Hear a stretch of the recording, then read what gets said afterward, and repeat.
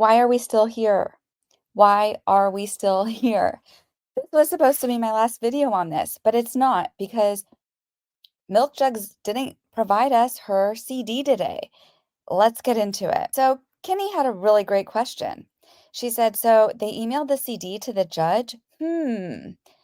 Yeah, great question, because what we got today was the joint letter where basically they said that they will be providing a copy of the audio in a CD format for the court for public requests. And it just makes you wonder, well, so how did the judge get this? You know? And why are they making the public use this outdated technology? Most laptops, cars, they don't have CD players anymore. What are we doing here? And it's almost just hilarious. It's like, does she think that she's the life of a showgirl, like dropping a CD? She's not Taylor Swift. And the PR, I thought this whole declaration thing recording was supposed to be like a PR filing. This is the worst PR I've ever seen. Like, this is so bad. This looks so stupid on so many levels. So here's the part where I kind of got it messed up, though. Apparently, Lively's team is going to provide extra copies to the records department. The council has received limited outreach for the audio file to date and intends to provide a sufficient number of copies to accommodate any anticipated requests to the clerk's office, and will also provide additional copies as needed. So, of course, I took that to mean, oh, okay, great. Like, people reached out to you for the audio file to date. So why wouldn't you so I took it to mean that they were gonna, like, help the clerk's office out, and they would respond with the audio file to people who requested it. So I accidentally read that wrong, but no, they're gonna give a stack of these CDs to the records department, and for $34, you can get a copy of this. It's ridiculous. Anyways, I have to say, I really wanted this to be alive, or I wanted this to be my last reporting on this. And if you stick around to the very end, I'll let you know why that I'm not going to be able to cover this. I have real things going on. So you're going to get a super abbreviated version of things that I wanted to say and wanted to go into with you. So, but I'm going to do it. We're going to get through these slides, but I'm just saying it's going to be a lot shorter than I thought. I want to see my X thread on it.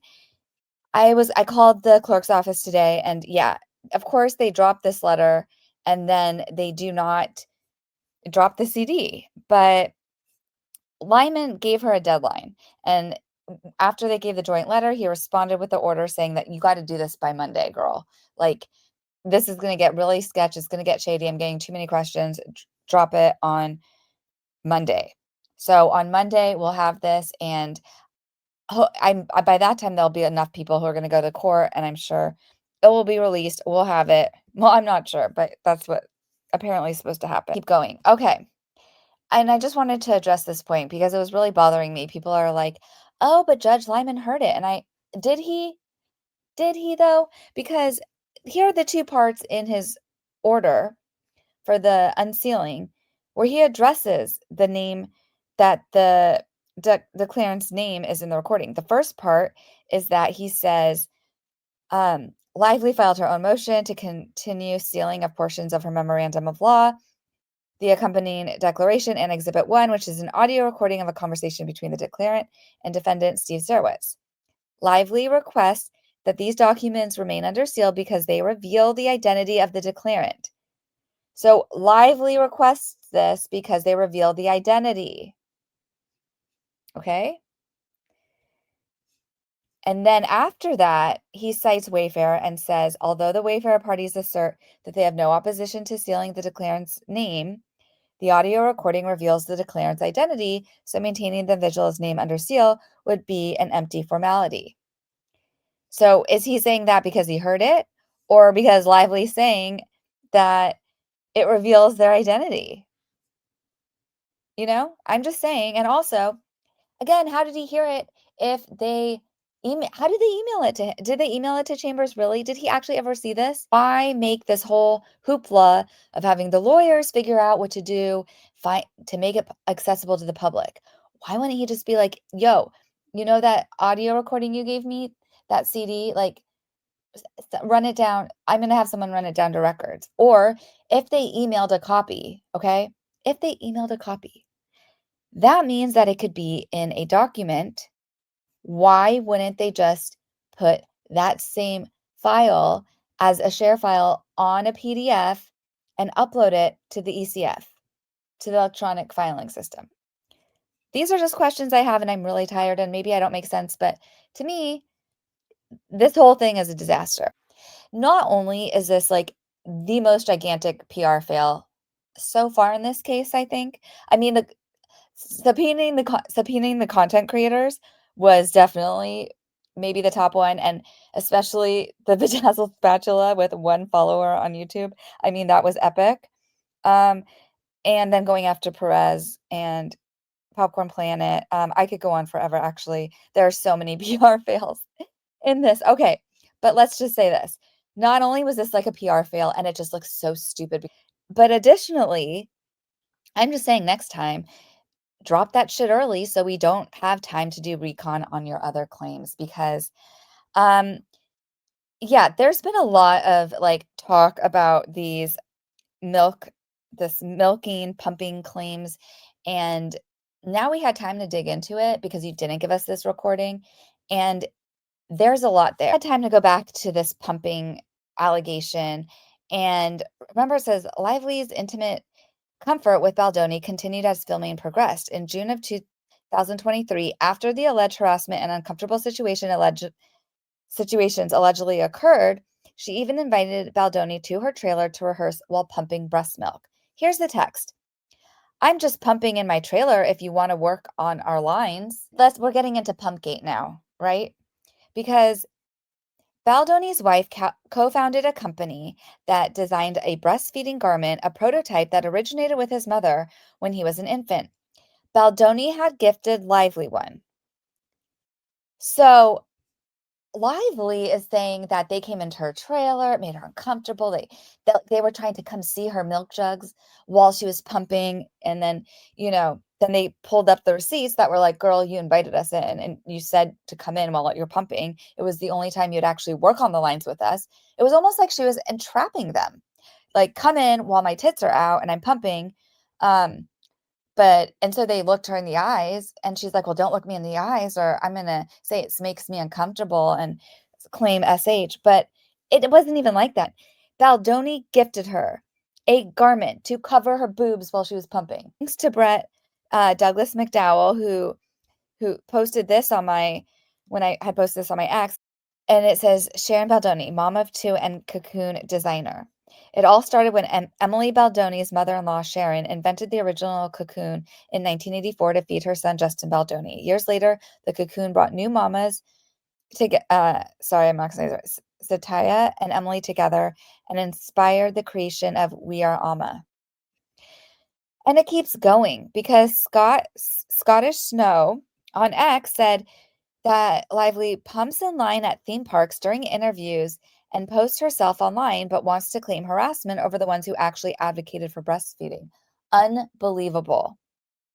And he came with receipts. Scottish Snow delivered with receipts. She's posting this. This is her.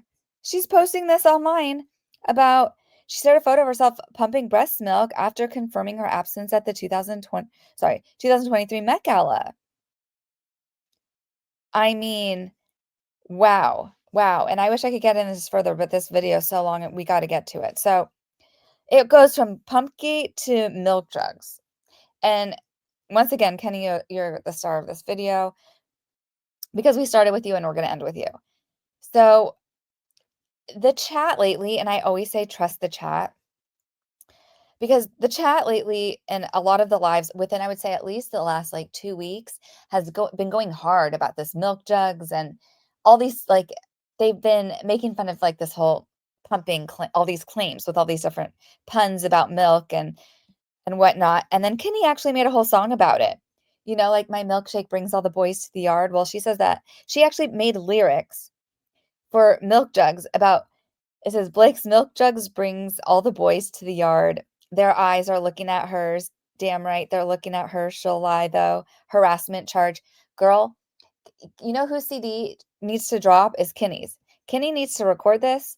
I want to hear the rest of it, and it should go platinum. And if the Grammys don't give her an award, it's rigged, even though it hasn't come out yet. But Kenny, this is amazing. It's absolutely amazing. And not only that, but even our dear Cassidy, go to her channel and watch this. She found a receipt where Lively lies about not knowing her boobs are showing. And this gets even crazier. So there's this TikTok. I want to be on the cover of a fashion magazine.